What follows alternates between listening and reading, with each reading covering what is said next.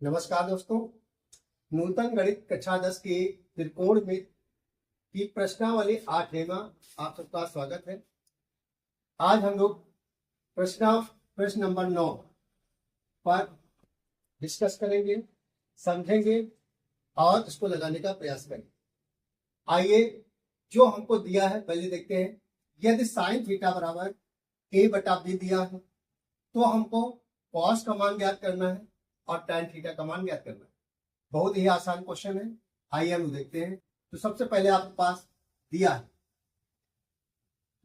लिख लेंगे। दिया है, क्या दिया है? Sine theta. साइन थीटा बराबर a बटा b दिया है। तो साइन थीटा के लिए हम लोग जब इस रूप में दिया होता है तो थीटा के लिए हम लोग सबसे पहले एक ट्राइंगल बना लेते हैं, त्रिभुज बना लेते हैं। इसका नाम देते हैं ए बी सी। और हम लोग जानते हैं साइन थीटा की वैल्यू होती है, यहां से देख लीजिए, लंब बटे कर्ण होती है। तो लंब भैया हमारे पास एल हो जाएगा और कर्ण हमारे पास बी हो जाएगा।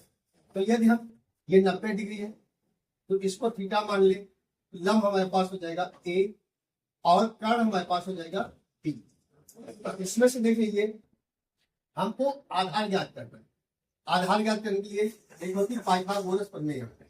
पाइथागोरस प्रमेय पाइथागोरस प्रमेय में क्या होती है?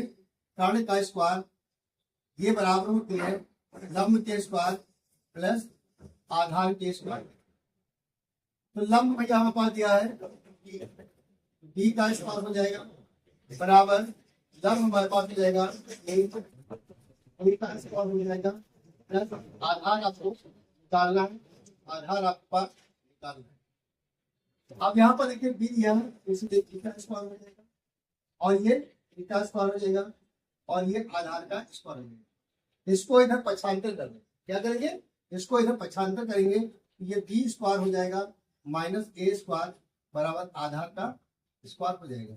अब ये स्क्वायर इस पर लगा है, इसको इक्वल के इस पर लाएंगे, ये बन जाएगा रूट में। ये हो जाएगा भैया हमारे पास बी स्क्वायर माइनस ए स्क्वायर बराबर आधार के हो जाएगा। अब ये हम आधार के स्थान पर लिख लेंगे। यहां पर हमारे पास हो जाएगा बी स्क्वायर माइनस ए स्क्वायर। अब हमको ज्ञात क्या करना था?